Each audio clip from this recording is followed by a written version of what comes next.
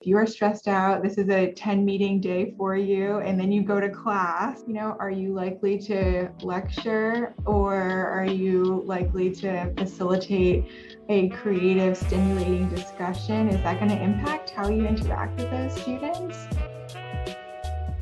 Hello. My name is Jacob Miranda, an advanced doctoral student in the experimental psychology program here at the University of Alabama, where I have a concentration in social psychology.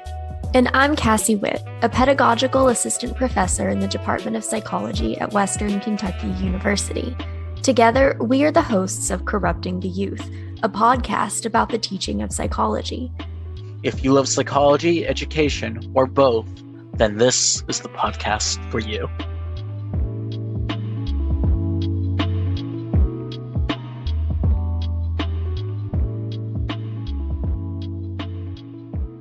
Hello, beautiful people. Today, we're excited to have on the podcast another wonderful guest, Dr. Summer Braun.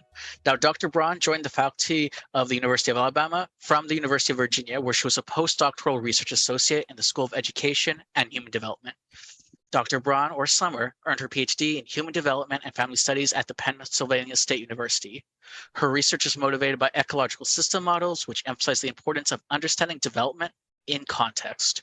Her research centers on schools as a particularly salient context for children development. Her program of research focuses on understanding the associations between teachers, occupational health, and well-being using a variety of methodological approaches. Her work bridges research and practice by studying interventions designed to support the well-being of teachers and students, such as mindfulness-based wellness programs. Summer, hi, how are you? Also, as a formal introduction, I could say Summer's also a mentor and collaborator of mine, as we're also working on a research project. So welcome to the podcast, Summer. Yeah, awesome. Thank you, Jacob, for that warm welcome. Hi, Cassie. It's nice to be with you both today. Appreciate your invitation to join you. Super happy to have you on the podcast today. I guess just to get us started with, we always at the very beginning, our guests to tell us a little bit about them, maybe give us some information. I know Jacob touched on this a bit, but your education background, your general research interests, and maybe even how you got into this particular line of research. Yeah, so I come from a family of teachers, primarily elementary school teachers. And so when I was little, I thought that I wanted to be a teacher, elementary school. And when I was in high school, I took a psychology class that I really liked. And so went to undergrad at a small liberal arts school outside of Orlando called Braun College, and took a couple of psychology classes, but was still interested in education. And so I was trying to explore the, double major there. And it turned out that there were so many education classes that you had to take in order to be an elementary education major that I couldn't do both. I couldn't double major in education and psychology. And so I ended up pursuing psychology, but was still interested in understanding what goes on in the school context, interested in education kind of broadly. And so I got involved with some research in undergraduate and my undergraduate program. And so that led me to an interest in grad school, where I was really interested as I was spending more time kind of in the classroom, seeing what was going on with these elementary school teachers, that I was still taking some ed classes. I was noticing that they were doing a lot more than just academic instruction. There were a lot of other things that were going on in the classroom. And so as I was kind of sitting there, in the back of the room, noticing all of the stuff that was going on, that kind of led me to want to understand, I think, a little bit more fully what teachers were doing, what their role was in the classroom besides just academic instruction. And so that led me to grad school, as Jacob said, at Penn State, where I was initially interested in kind of understanding what we call the hidden hand, or invisible hand, hidden influences that teachers have, particularly pertaining to students' social dynamics. So how are teachers managing children's social peer networks, social kind of interactions in the classroom? And so in graduate school, I started to study that. I also kind of zoomed out a little bit. I think grad school is never, a direct path path, right? And so I started to get more and more interested in teachers' occupational health and well-being, the teachers in my life that I knew were struggling with their mental health. And so that kind of led me to be interested in not only how teachers manage social dynamics, but what are the other things that are going on in the classroom that we don't necessarily think about that might impact children's experiences in the classroom. And so from there, my kind of program of research, generally now focuses on teachers' occupational health and well-being and what that means, what are its antecedents, and what are its consequences for teachers themselves, their classroom practices, and the experiences of the students in their classrooms. And so as Jacob said, I do some basic research, just trying to find out, what is the association between, teachers burnout, for example, and students' experiences. But also an exciting part for me is the application of this knowledge. So what can we do if we know that, teachers are struggling and it impacts not only, themselves, but also their students? Can we intervene to support teachers' mental health? My intervention work has primarily focused on mindfulness-based interventions, and I'm generally interested in, interventions to promote both teacher wellness and student wellness. So that's kind of where I'm at now. Here at the University of Alabama, I'm a second-year faculty member, developing, still actively developing this area of research. I think your research, obviously, I work with you, I collaborate with you. I think it's super, super interesting, especially since it works with teachers and how it impacts students. And I want to explore that further. But before we do, I feel like a common question we ask our guests, and Cassie, you know this as well. It's really interesting that you come from like a family of teachers and you were interested in teaching to begin with. Can you tell us a little bit more about like your teaching philosophy? So like a lot of teaching philosophies overlap of like, I want to build critical thinking in my students or want like a level of learning. But I also find that when I talk with people, there's always seems to be like a unique feature that like characterizes their own teaching philosophy that like really stands out. And I was wondering, like, can you tell me a little bit more about like when you teach those graduate level seminars or when you teach, one, what is that kind of like unique feature? Like, what does that mean to you? And two, I'm kind of curious, like, has being raised in a family of teachers, has that kind of influenced your philosophy of what it means to be a teacher? I probably have, similar thoughts to a lot of educators about, some important qualities or aspects to bring to teaching. So I expect you'll hear some overlap here. I think two particularly important aspects of my teaching philosophy for my identity as a faculty member, as an educator, is the experiential learning. I try and center that for students. I think that's really important because we know that students connect to the material more, right, when they are not just learning rote memorization, but when they're actually doing and applying what they're learning. And so, as Jacob said, I'm teaching this semester a course, a graduate level seminar on mindfulness across the lifespan. And so what that looks like in that class, for example, we do welcome practices at the beginning of every class. So a mindfulness practice that opens our class together. And so I will lead that, or one of the other students will lead that. And so that's an experiential way to understand, to experience together some of the things that we're reading about in our, academic articles. If we're reading about mindfulness intervention for teachers, for example, what are some of these practices that these teachers are doing that we're trying to figure out if it has any impact, on other outcomes. And so that's one example of how I try and bring experiential learning into, for example, this mindfulness course. I think especially for graduate students, I think about experiential learning in a way, I hope that they get something tangible out of the course that they can then apply as they move through the program. For example, in the statistics course I was teaching last semester, we were working on applying multi-level modeling to an area of their own research interest. And so they came to the class with the data set. And so we worked on, what is multi-level modeling? What does it look like? How do you do it? But then the important part for me really was their application of this. And so then they worked throughout the course, the methods and results section of their own project in which they applied multi-level modeling. So I think the best way to learn about something is really to do it and to experience it firsthand. And so that's one of the kind of, I think, key components that I think about in terms of my teaching. teaching. The other thing that you might be getting at here, Jacob, a little bit is that I feel like my own research on teachers really impacts how I think about teaching myself. For example, we know that in elementary schools, the relationship, particularly elementary schools, the relationship, right, between a teacher and a student is really important. And that might be less important as you spend less time with that, educator or teacher. But we know, particularly in elementary school, those kids are spending the whole day with that teacher. But that relational aspect of teaching is still really important, even as we get into the college level. I kind of continue to see how my research feeds into my teaching and informs how I come to the class.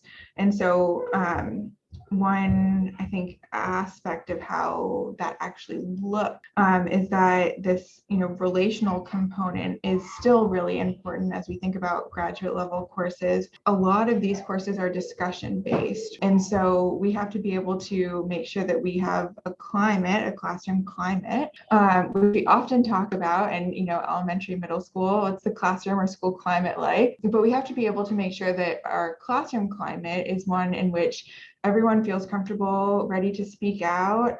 We can be respectful in our dialogue and, have an engaging, maybe, somewhat controversial discussion about some of these things that we're reading and do it in a respectful way. And so how do we as faculty create that type of relational supportive climate in which we feel comfortable to do that? That's something that we talk about a lot in elementary school research, but I think that it also applies as we think about college level faculty and students as well. I'm glad you kind of ended that point, because a curiosity question I had is you kind of mentioned this idea of like an invisible hand of that teachers play, or that you were interested in like earlier on in your career.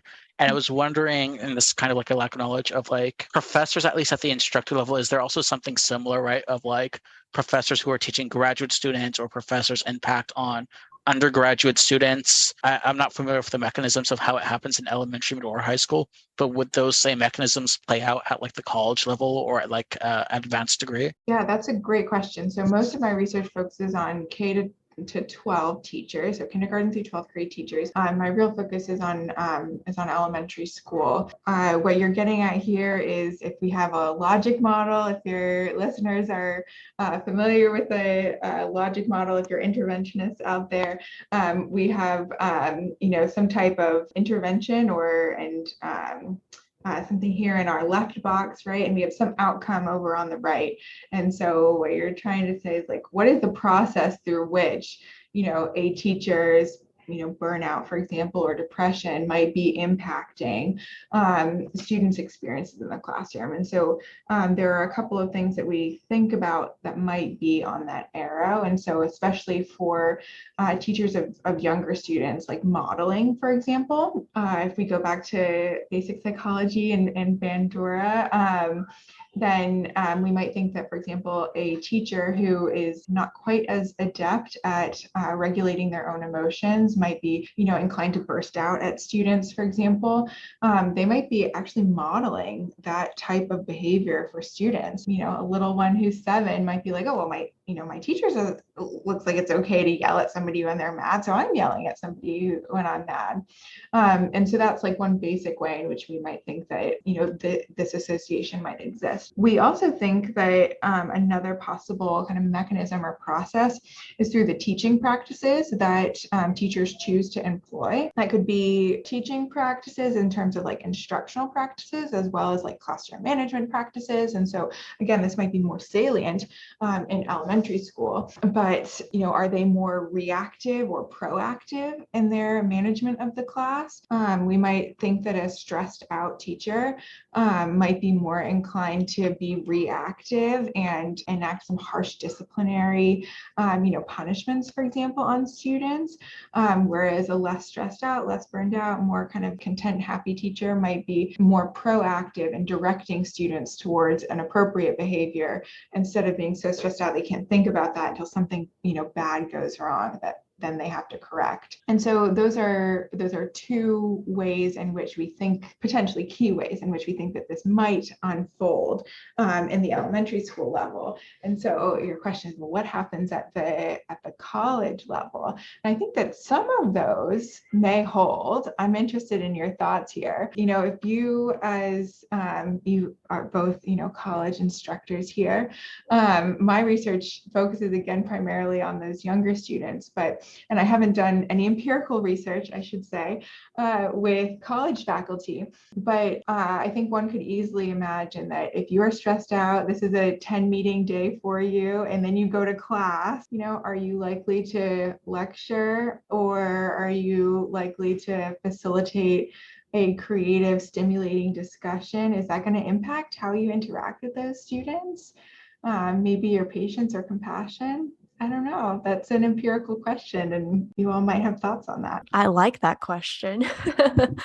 I'm inclined to think that what you bring into the classroom in terms of like how stressed out you are feeling is probably going to, considering like we're all social stimuli, like that is going to have some effect like on your students. But like what you were saying about, younger students like seeing their teacher like lash out at someone or like yell at someone, and like they learn that that's okay. Or like they think that it is okay because like they see like this important figure like engaging in that kind of behavior. I wouldn't be surprised to see that in college students too. I think that, as a college instructor, right, you have like some kind of authority, like epistemic authority or otherwise. And I think like you have the power to like establish norms in your classroom too, right? So like if you act in that way, you like lash out, then your students are probably going to think that's normative or appropriate behavior. But I feel like I'm learning so much. Could you like elaborate maybe? So I am not too familiar like with your research at all. So like for me and like maybe for our listeners who also like aren't too like versed in this kind of research, in like some simple terms, I guess, could you kind of like outline like the theoretical framework that you use for your research? Yeah, that's a great question. So I use two main theoretical frameworks. The first one is Braun von Brenner's ecological systems model. So I love Braun von Brenner. And I think a lot of, psychologists refer back to Braun von Brenner because this model is so foundational, right? And so for the kind of general premise, right, is that individuals develop within context. And so you could, if you have a picture, you have your individual interest in the center, you can draw concentric circles around that individual in which you could, illustrate those proximal contexts in which the individual is developing. Then we can think about, well, here is Cassie, embedded in her home in Kentucky, but she's here within this school context, but also within the larger state of Kentucky in the US. But maybe your family is actually really proximal in there too, right? And so identifying for an individual of interest where they develop and who those important contexts are and consist of can help us to understand how they develop. And so Braun von Brenner is informative in my research because as we're thinking about, for example, children who are developing their social and emotional skills, I look to the context and where those skills might develop. And so for elementary school children, they spend the majority of their waking hours in the classroom, and especially in elementary school, they spend that time with a single teacher.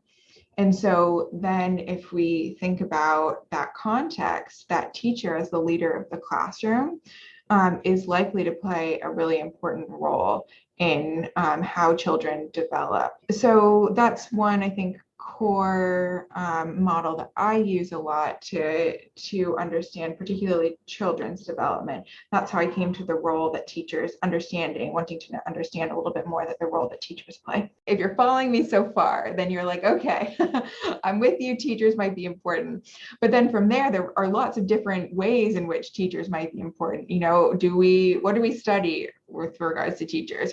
From there, a lot of my work is grounded in the pro-social classroom model. This is a model by Jennings and Greenberg, 2009, if you're interested in learning more. And so this model says that teachers' own social and emotional competencies and their well-being is really important for how they establish and maintain relationships with students, their classroom practices, and also their implementation of evidence-based programs for students. From there, then we can hone in on teachers' social and emotional competencies and their own occupational health and well-being as theoretically important predictors as we're thinking about what might be important for children's development. And so working within both of those two conceptual or theoretical models, Braun and Brenner brings me to the school context, and then within schools and teachers, Jennings and Greenberg, points us in the direction of teachers' social and emotional competencies and occupational health and well-being.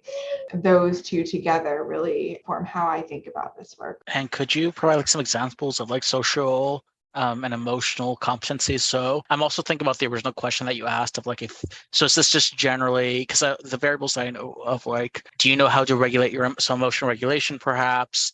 Is it dealing with burnout? Is it, so can you give me some examples of that? And then further to kind of answer the question that you posed to us, of do we feel like there'd be parallel, does the teacher impact the student at the college level? I would imagine so, but I also think it depends, right? So if you have a teacher who's modeling, who's very dismissive of students, who's kind of just a jerk all the time, that's going to impact students' behavior. If you try to have them do small group discussions, it's probably not going to be too welcoming. Versus, see, this is where I get a bit iffy. If you take more kind of my approach to teaching, I'm very open with my students, right? So if I need a mental health day, because I grant them mental health days, I'll be actually class is canceled for today because, for my own health. I try to communicate that with them. I'm I will not be at my best state. Mm-hmm. And at times where I've gotten mixed results is when I still show up to class to teach, but I'm not the best at my mental health. There are times where I've disclosed that at the beginning of class, hey, just to let you know, I'm kind of stressed out right now in case you see anything. And there are other times when I don't disclose it. And the interesting thing is, I feel when I do disclose it, they're oh, you shouldn't have told us because we wouldn't have noticed a thing, right? This is actually one of your better lectures ever. And so it's this weird thing of I don't know what the socially emotionally competent thing would be to do of disclosing that with students, being transparent of it seems if I do arrive in class, then it's best not to disclose it. And they're just happy. And this has happened across multiple lectures. People are yeah, no need to tell us. We're good. We just hope you're doing fine. They're yeah, that's the only thing I could focus on is that I know you were stressed and I couldn't pay as much attention to the lecture content. And I'm oh, well, that wasn't my intent, right? I guess related to that, though, I do feel advice that I have gotten as a teacher is by disclosing that sort of thing, with your students, showing that you are humanizing yourself and explaining your vulnerabilities. Mm-hmm. Also, maybe they're a bit distracted for that particular lecture, but it kind of contributes to community building in the classroom and sets a norm that these things are okay and we can talk about them, that not everybody is at 100% every day. I'm with Cassie on this. So I don't have any empirical research to back this up. But we talk a lot about being, authentic, right? And so especially when we're thinking about emotion regulation, one emotion regulation strategy that we know is not particularly effective or helpful is emotional expression. And that's not exactly what you're talking about, Jacob. You're just talking about disclosing or not disclosing, not necessarily suppressing your, stress or whatever else might be going on. But, showing up in an authentic way humanizes the experiences that we're having. And so we don't necessarily have to be on all the time at, a happy, perky, everything is, wonderful time because, it's such an unrealistic expectation. And so I think letting people know, not having the best day today, but here we are and we're going to make the most of it, can be could be useful for students, right? To show them this happens. But that was interesting, Jacob, what you said, that, sometimes you've disclosed that and then maybe that draws students' attention somewhere where then they ruminate on that instead of, focusing on what you're talking about. Yeah, definitely. And before we kind of like jump into like the teacher aspect and risk factors, there's something I wanted to focus on was because ultimately, and I'm sure I can imagine this, right? Like even though you focus on like teachers, social and emotional competencies, right? I would imagine like to get funding, funders are like, great, we like that you're focusing on teachers, but ultimately we believe this has downstream effects on children, right? And how is this impacting our children? How is this impacting students? So I was wondering, can you tell me more about like the specific outcomes that are impacted at the student level? I guess, is it just grades? I think you maybe hinted at like social relationships, like, yeah, can you tell me first like the downstream effects of like if a teacher has very poor competencies or isn't doing well, how might that impact this kid? Right. Okay. So there are several directions we can go with that question. The first one I want to clarify, you brought this up before, but we didn't end up addressing it. Like, what do we mean when we talk about social and emotional competencies? I think that might be helpful to go over. So my understanding of social emotional competencies is really grounded in the CASEL 5 model. CASEL is the Collaborative for Academic, Social, and Emotional Learning, so CASEL, CASEL. And they have a really great model of social and emotional learning that taps into, what these things are. Too bad we're on podcast audio only, or else I'd flash up the slide for you. But essentially, they say that there are these core social competencies like social awareness and relationship skills, and then emotional competencies like self-awareness and self-management, the ability to recognize and understand what's going on in your mind and body, and then the ability to regulate that in an appropriate way given the context. And then the fifth kind of core competency here is responsible decision making, so the ability to make rational, logical decisions in socially and emotionally charged situations. And so those 5 make up the CASEL 5 competency, social emotional competency model. And so when I think about social and emotional learning for students, I think about developing those 5, core skill sets. And then we can also think about that model as applying to, adults as well. So for teachers, those 5, competencies we can think about in that context as well. So emotion regulation, for example, as one of those core emotion skills. So that's like, what are these social and emotional competencies? That's what I'm thinking about when I'm talking about that construct. And then to your question, what are the effects of teacher social and emotional competencies on student outcomes? Because some stakeholders, some funders might be interested in the student outcomes more than others. And so these are what we might think of as pretty distal effects. And so most proximally, the logic model that I think about, the kind of flow of influences, are that teachers' social emotional competencies are likely impact their own occupational health and well-being. So if they are well regulated, they might be able to better manage the stress of being a teacher, for example. So occupational health and well-being is likely linked to their social emotional competencies is likely linked to their occupational health and well-being. And then from there, if we're grounded in the Jennings and Greenberg model, their occupational health and well-being is likely related to their classroom level practices, like their teaching practices, their relationships with students, their classroom management practices they choose to employ. And so that's a kind of classroom level outcome. And then we can think one step further, which is the student level outcome. So the individual student, what is the impact on that individual within the class?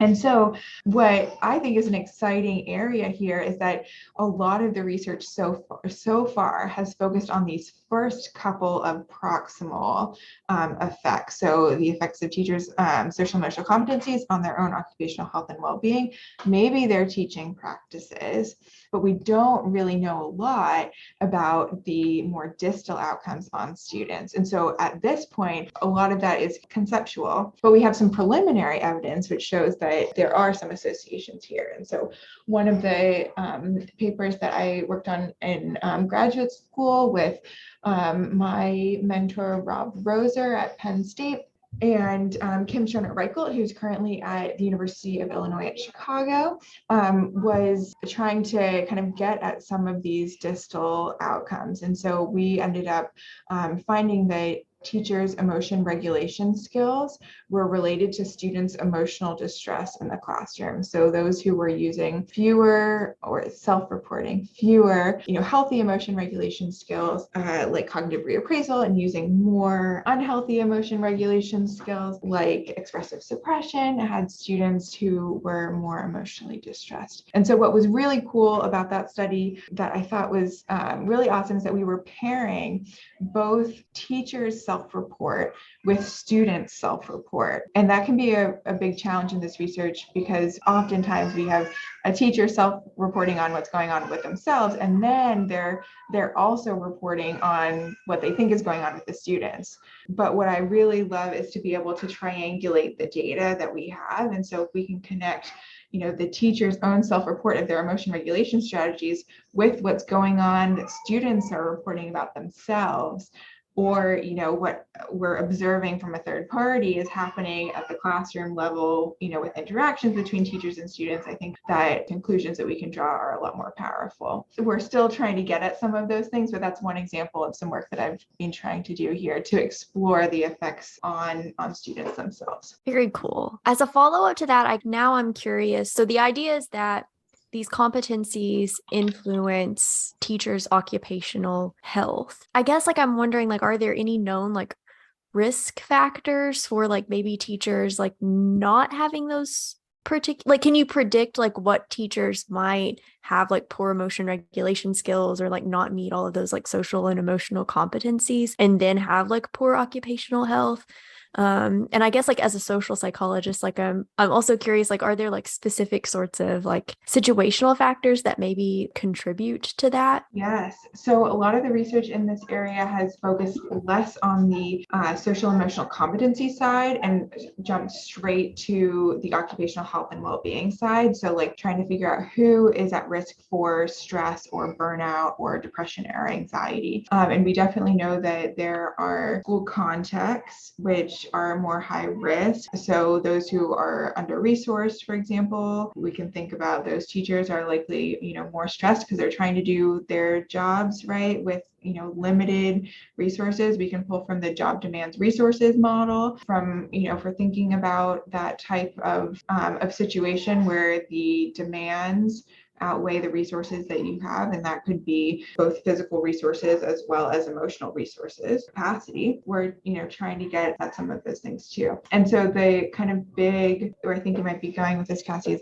well, if we know who is at risk and who's not at risk, then can we intervene to support those teachers who are at risk? I think about this in terms of our work with mindfulness-based interventions. And so we think about mindfulness as connecting to social emotional competencies as potentially one of these core competencies that feeds into self-awareness and self-management, right? If you have more mindfulness skills, you're able to recognize and be aware of what's going on in your own body and mind, and then you're able to regulate that appropriately. You might also be more attentive to what's going on, appreciate little things that might be going on. That's another area. Anyway, so we do know that individuals who are more mindful self-report less stress. And so improving teachers' mindfulness skills is one way in which we think we might be able to press the lever, and then have those teachers who develop those skills are likely going to experience better occupational health and well-being for some of those reasons.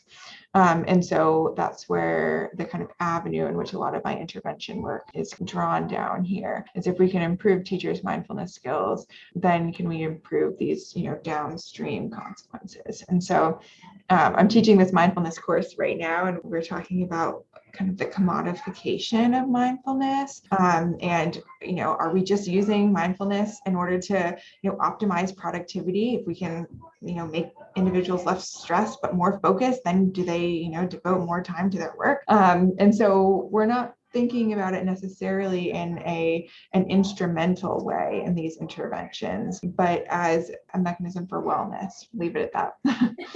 Thinking about these interventions, that was definitely like where my mind was going. Can you tell us like a little bit more about like these like specific interventions that like you are working with, and like how maybe like information like on those interventions might be valuable for our listeners, recognizing that a lot of our audience is composed of like graduate students and early career people in like academia, so like maybe people who are like pretty new to teaching. So you might be able to hear we have a parents' night out going on here in city tonight. And so there's lots of kid activity going on in the background. Anyway, so that's what's going on here, in case you hear some background noise. So my mindfulness work is primarily focused on the MBEB, Mindfulness-Based Emotional Balance Program. This is work that my graduate mentor, Rob Roser at Penn State, led a lot of, so definitely need to give credit where credit is due. Thank you, Rob. And so he had several trials of the MBEB program. And so this is a mindfulness-based program for in-service teachers, so teachers who are already teaching. So that would be, if you're listening here, you're already in the classroom, that might be you. It's a series of weekly sessions where teachers would come together, they practice together, debrief, talk, there's some didactic instruction, and then there's some homework practices. So pretty manualized program. There's actually an mindfulness-based emotional balance workbook if you're interested. It's by Collins and Pons, 2015. I don't get any royalties, so I don't have it, it's not for me, but if you're interested, feel free, check it out. And so they go through a variety of different mindfulness practices throughout this program. So one of those is a body scan. I actually have a copy of one here if you want to do it together, and show you a little bit about, again, the experiential learning. If you're interested in doing that together, we could do that. I'm down if Cassie is. So. Yeah, let's do it. Okay, great. So this is one of the activities that happens in the program. So we'll start by allowing your body to find a comfortable position. You might choose to sit or stand. You can even lie down, whatever feels best for you right now. So wherever you are, let your posture be upright, but not necessarily uptight. And I invite you to close your eyes and place your attention on the sensations of your body.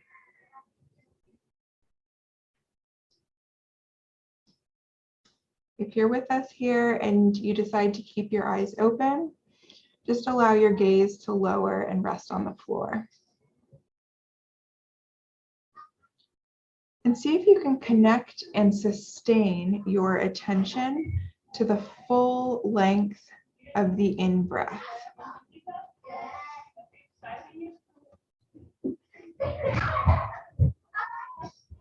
And then see if you can connect and sustain your attention to the full length of the out-breath.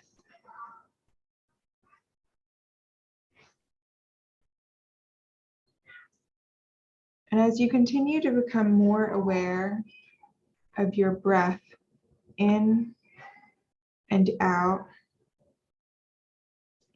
slowly bring your attention to your forehead. Notice how it feels behind your eyes, maybe at your temples. And let go of any tension that you might be feeling in your face. Bring your awareness to your mouth. See if you can release any tension in your jaw. Are you holding any tension in your neck and throat? As you breathe in, bring awareness to these places. And as you breathe out, release that tension.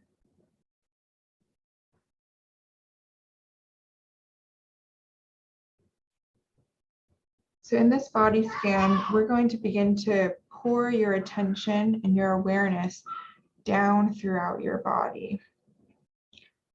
So slowly begin to move your awareness across the top of your shoulders. As you breathe in, notice any sensation that you're carrying. And as you breathe out, release any tension you might be aware of.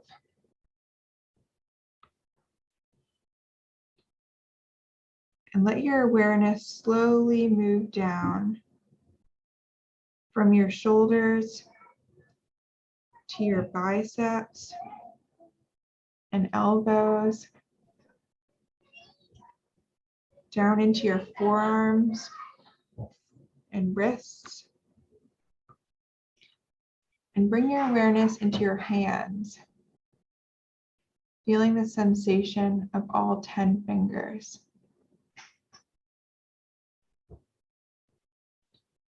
As you breathe in next, imagine sending this breath through the throat, the lungs, down through your arms, all the way to your fingertips. And on the exhale, release that breath and any tension that you've noticed.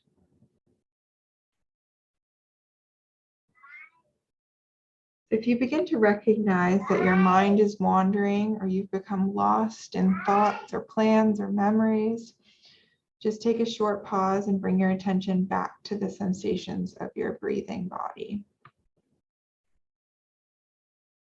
And as you continue to do this, see if you can also bring an attitude of kindness and friendliness towards yourself. If you find this challenging, you might offer yourself a simple phrase of, "May I be at ease."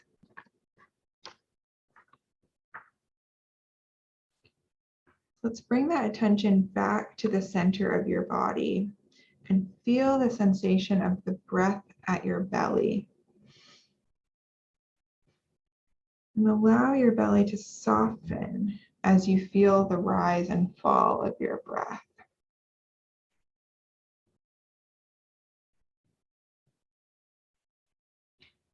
Allow your awareness to drop into the body by connecting with the experience of gravity. Extend your awareness across the top of your thighs, into your knees, down the front of your legs, feeling the shin bone in the front, the muscles of your calves in the back. And as you breathe in next, just notice the sensation of just being.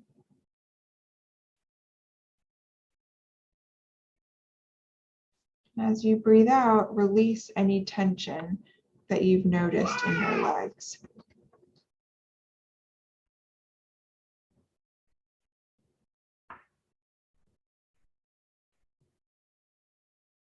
Finally, as you breathe in, bring your breath and your awareness all the way down from your nose down to the ground, to your feet where they're resting on the floor. To the left foot, the heel, the arch, your toes. To the right foot, the heel, the arch, and the toes. And as you breathe out, release any tension you're holding. So in this final step, we're going to open our awareness to the global sensation of the body. So bring your awareness to the top of your head, from the top of your head, all the way down to the bottom of your toes.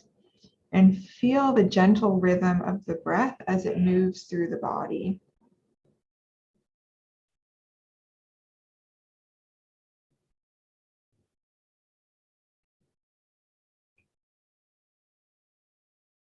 And as we come to the end of this practice, I invite you to take a full, deep breath, taking in all of the energy you're feeling right now. And exhale. And whenever you're ready, you can open your eyes and join us back here. This is the most relaxed I've ever felt in a podcast interview. I need to start my classes with these types of I exercises know. every time. I had that thought too. Like about halfway through, I was like, I feel like there are days when I need to do this with my students. And this was a form of like a body scan type of intervention, right? Which is on top. Yes. So this is a version of a body scan. It's not the exact one that is used in the MBEB program. This one was pulled from online. I did my own, additions to it. The general premise of a body scan is that, you work from one side of your body or direction of your body all the way down to the other, and noticing any sensations, tensions, releasing them as you go. So it sounds like you both thought that was kind of relaxing. Yeah. Hopefully anyone who was listening also gets to go through it themselves and just be like, "Whatcha?" Yeah. I think that is like a very interactive component of this episode. So yeah, definitely like if you were listening, hopefully you didn't fast forward through that. Like go back and actually do it. So the question for both the listener and for listeners and for you guys is, what was the impact? You said it was relaxing. What was the impact for you? Your, emotional, social, physical potential outcomes. And might that, when we think about for teachers, might those types of practices impact how they're approaching the class or how they're interacting with students? Definitely, I could see on the social, like it was kind of like a mental reset needed, right? So it's like I'm not necessarily, and I'm sure you all know some of my background news, which I'll probably share on the podcast in some sort of different episode when things are finalized. But like there's a lot of energy and there's just a lot of not necessarily stress, but like tension. And so kind of having that reset, getting grounded again and being like, to me, I can definitely see this helping of like right before I give a lecture, right before like a class is about to come in, of kind of like getting me in the zone, quote unquote, and kind of getting me back on track, or like, yeah, I don't know how to say, but like grounding myself back into like, oh, I got this. I think for me, like provided like an opportunity to become, I guess, more aware of tension I might have. I'm one of those people constantly like clenching my jaw all of the time. Like I hold tension in that way. And then like I won't even realize like why is like my jaw hurting? And then I'm like, oh, well, I guess maybe I'm a little stressed and I've been like clenching my jaw this whole time. So definitely like that part of the exercise where it was like release your jaw. And I was like, oh yeah, I need to do that. It's probably something I should check in with myself about more frequently. Well, you're not alone in the jaw tension, Kathy. Yeah. That's pretty common. My dentist even told me that in graduate school that he sees a lot of grad students coming in for, jaw related issues. So it's a common thing. I'm just like learning about this. Like, oh, no, my tension's always in the neck for some reason. It's just a constant cracking. Plus, I also like the aspect of just, I think you said like being kind to yourself or treating yourself with kindness. I think, especially if you're in like the professor, just like in the academic realm, we're always kind of like, go, go, go, go, go, next project, next project, next project. And I feel like a lot of people deal with like imposter syndrome, or I'm not good enough, or, I could always be doing more. So I do like the aspects of, because I've done a couple of like these examples with you, your lab, your undergrads as well. And I feel like a core thing that emerges is like just treat yourself with kindness, right? Like approach things with just like that generosity or giving grace to yourself. And I think that's pretty impactful as well. Yeah, there's a whole attitudinal component of mindfulness. It's to quote the Kabat-Zinn definition, it's the open awareness of what's going on in the present moment, but it's also with the attitude of non-judgment and acceptance. So those are quite key. I'm kind of interested. So kind of with my background, like in the open science movement, I know mindfulness comes up a lot in the research domain. It's kind of like a more popular topic as of late. And I feel like there are like dozens upon dozens of like operationalizations of like a mindfulness intervention. Some were like 5-minute apps, some were like 3-month-long workshops. How do you, I guess, sort through that, right? So it's like, it seems like not all mindfulness research. I feel like there are arguments, at least to my knowledge, of like, what are we tapping into really? Or like some people are more tapping into it, others are maybe missing the mark, or maybe like a 2-minute exercise in a lab is not really getting someone into a mindfulness mindset, but like it's teaching them habits. Or I was just wondering for people who are interested in mindfulness, like do you have any advice for like how to navigate that literature? Or like, are there things that are more trustworthy or less trustworthy to you as you like try to incorporate that and like you keep up to date on the field? Yeah, how do you enter the mindfulness space and how do you make sense of what's out there? As a researcher, my advice would be to go where the data says. And so, there's lots of programs. You could probably download an app, right now off the bat, but we don't know if it has any evidence behind it. Does it improve mindfulness skills is, the first question, right? If it's a mindfulness app, that's probably the first target of, in that logic model. And then does it have any, subsequent effects? And so I think it can be really difficult when there's been this, popularization of mindfulness to know, what's solid, empirically grounded, evidence-based advice and what's just something that, somebody came up with. And now they're saying, here's my, mindfulness program. And so my advice would be, look to Google Scholar, put in the name of the program. Does it come up? Is there any evidence behind it? So we know, especially for teachers, the MBEB program, mindfulness-based emotional balance program, and the CARE program, cultivating emotional resilience in education or in educators, CARE by Tish Jennings at UVA, has some solid empirical evidence. Both of those have been solid empirical evidence behind them, but those are slightly less accessible to, the general, lay audience, somebody who might be listening, because those are packaged programs. You have to go to a training, so they're a little bit more challenging if you're just like, oh, I kind of want to try this thing. Let's see how it works. And so if you are listening right now and you're interested in just kind of like poking around with some mindfulness practices that do have an empirical evidence base, I would say take a look at the Healthy Minds program. And it is an app. It's freely available on the App Store. It was developed by some interdisciplinary group out of the University of Wisconsin-Madison, their center up there, and there has been some research on it, and particularly with teachers and with the general population, has shown to have some positive effects on teachers' levels of distress. And so that would be one that I would say if you're interested in, just kind of starting to look at what's out there, that's a good one to take a look at. So it's free on the App Store, and it's grounded in their own model of well-being, all based in mindfulness and meditation practices.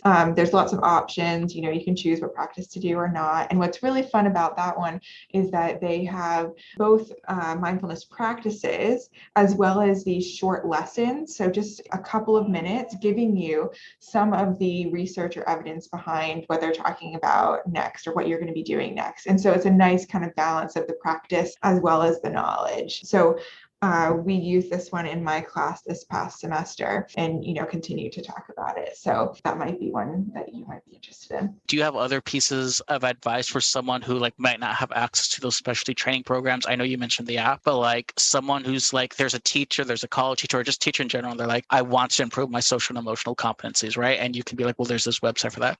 Or they might be saying like, I want to engage in mindfulness practices. Are there tips, tricks, or pitfalls? Like, do you have like general advice for teachers who are listening, for early career researchers who are like, okay, you sold me. What can you share with me? Like, what can I be doing now? So there are three kind of go-to mindfulness practices that you might want to think about having in your toolbox if you're on the mindfulness train now. And so one of them is the body scan. So we practice that together. Relatively simple premise, and that can be done in a break between classes, or if you're just sitting here at your desk in between meetings, you have the kind of flow of how to do that. And so that's a good one to kind of have in your back pocket. The other one is just a simple breath practice. So taking 3 deep breaths, noticing the inhale, noticing the exhale. I paused because I saw Jacob inhaling as I said that. And so those taking those 3 deep breaths, can set the, pause button or reset button as, you have a stack day of, 10 meetings and here you are, transitioning from one to the other. So taking a pause for those breaths. So the body scan, the 3 deep breaths, and then the third one is intention setting, intention with an I. And this is kind of identifying an approach or a way of being, for example, that you might want to have for yourself for the day. So this is, a little bit more complex, but, an example of this might be, I want to be present, or I want to be open, or I want to be, insert your, adjective. Is it an adjective? What was 10th grade English? Here, how do you want to move through the world today?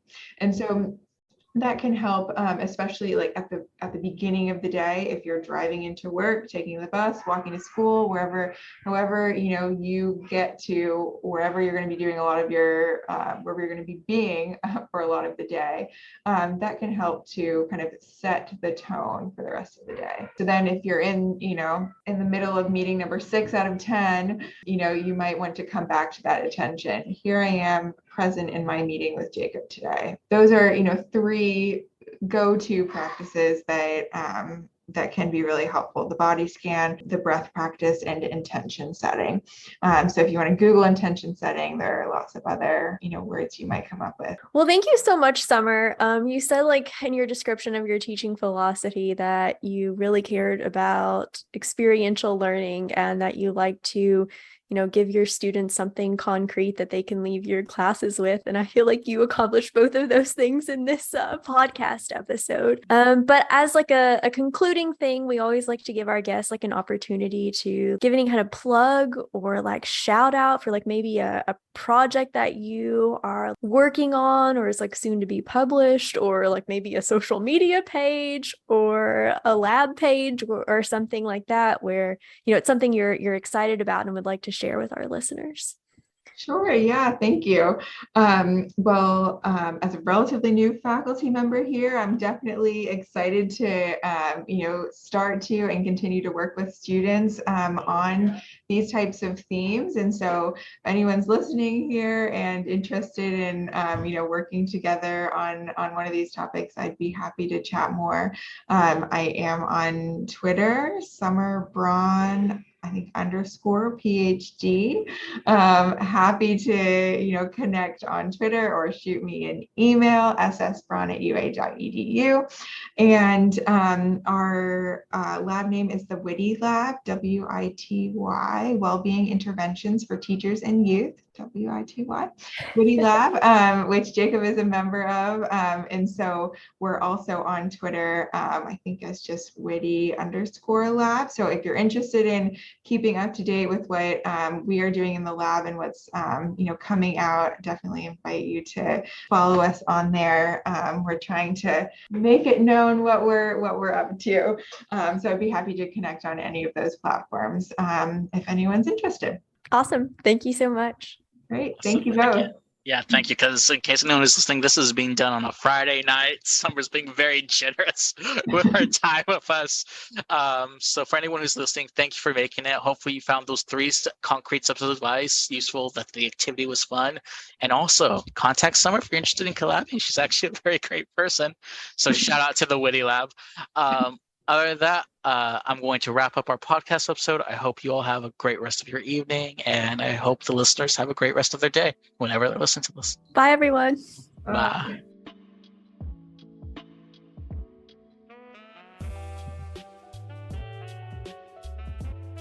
Hello again. We just want to thank you one more time for listening to 2 Random Weirdos. If you want to listen to us ramble some more, we'll be posting episodes hopefully bi-weekly on both Apple Podcasts and Spotify. Fingers crossed. If you want to get in touch with us, we can be found on Twitter and Instagram with the handle @CorruptYouthPod. Or feel free to email us at corruptingtheyouthpod@gmail.com. Thanks for listening and helping us spread the corruption. Bye. Bye.